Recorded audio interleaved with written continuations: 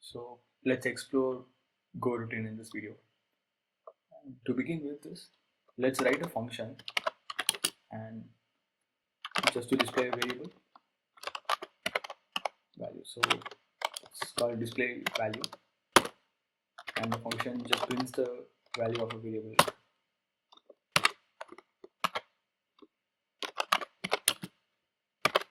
Maybe I can have a global variable called counter equal to 0, and I'll print the value here. Counter print here. Cool. So to execute this function within my main function, I just have to call it here. Okay, I'll run this program and see what is output. Okay, yeah. So as we expect here, this is the output of this the program here, which is like hello world and the value of counter 0, which we set it the global variable. And to make this function as a go routine, all you have to do is just use a keyword called go before the function, and let's see what the response is. Okay, yeah. If you notice that we didn't get the value of the function, like which is supposed to print the counter global variable. Okay, and to understand this is it's because the moment the go routine gets executed, it's executed independently without the main thread actually. So actually this just triggers the thread and then just exits. So here that's the reason we didn't get the result of the global variable here. And to avoid this, there are so many ways that we can handle. So one such example, like let's start this with a time package, and I'll probably put a sleep for 1 millisecond. Sorry, 1 second, which is like 100 milliseconds. Cool. So if I run the same program here, we notice the value of counter displayed here, right? So that's because the go routine has completed its process in this 1 second of time. That's the reason we see the output here. Okay, so usually in our regular program we write tens and thousands of go routines, but we really can't handle this with the sleep. So to avoid this, like we actually, it's not recommended to use time sleep always. Okay, so that's one of the reasons. And to avoid this, we have a package called sync, which is available in it's a part of Golang. So we have something called wait group. Okay, to use wait group we need to use like, this is a way to initialize user. So wait group comes with a couple of methods. Let's see what are the methods. Okay, so the first method is something called add, which is like takes an argument of how many go routines we execute as a part of the main method. So program here. So here I execute one go routine, so I'll have to start with the 1, and then what I have to do is I have to make sure that end of this method we have to make sure that call the wait function, so that like our program will not terminate and wait for the all the go routines to complete its process. So since I'm waiting, I have to make sure that go routine has finished its work, right? So I have to go to the go routine and I have to mark it as done.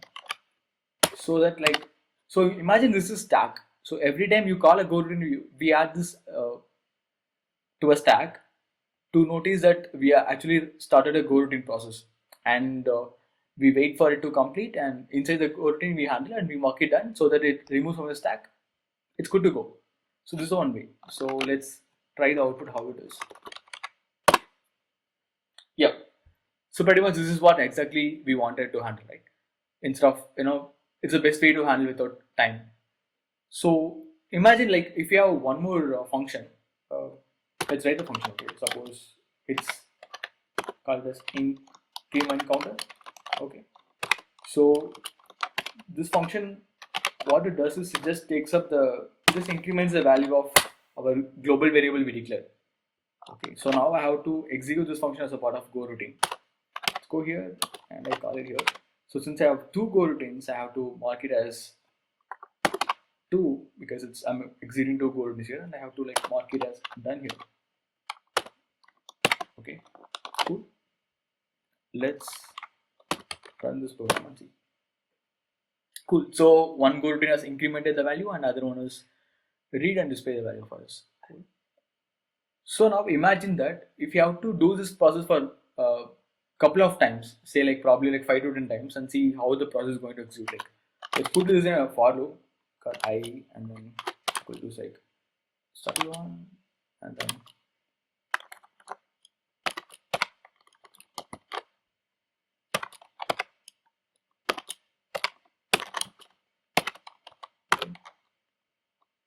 do this.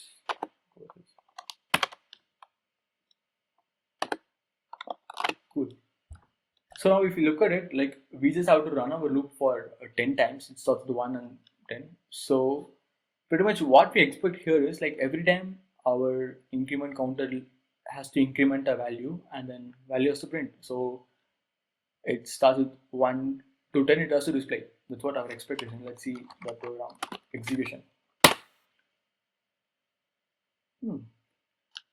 So we don't have any specific pattern of values being printed here. So it's all random, right? 3, 4, 5, 6, 7. Like it's everything's random. So there's no. Okay, we don't have the data on a sequence order, right? So let's see, like if we can do something to figure out like if there is a way to get the data on a sequence order what we want, and there's a way that we can use in order to get the data.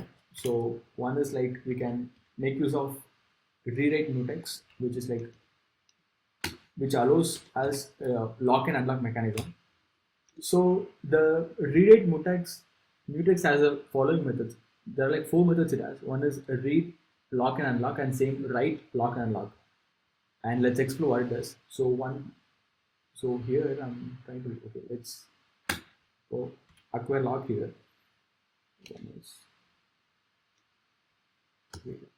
So here I'm using the read lock because I'm actually reading the value of counter. So before I read the value of counter, I try to acquire the lock here. And similarly, as soon as I read the value, I try to unlock it. Similar way, before I perform write operation on the counter variable, I try to acquire lock on the variable, and as soon as I make operation, I will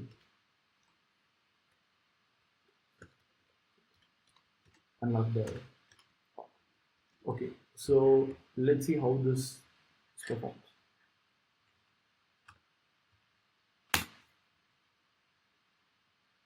Interesting. So 1, 2, 3, 3. I mean, we didn't quite achieve what we wanted, but we can see something is happening, like some pattern is there. So let's if you look at this here, what happens here is like when write tries to acquire the lock here, what it does is it has to wait for all the other read locks has to be finished. I mean release the lock so that it can perform the write lock.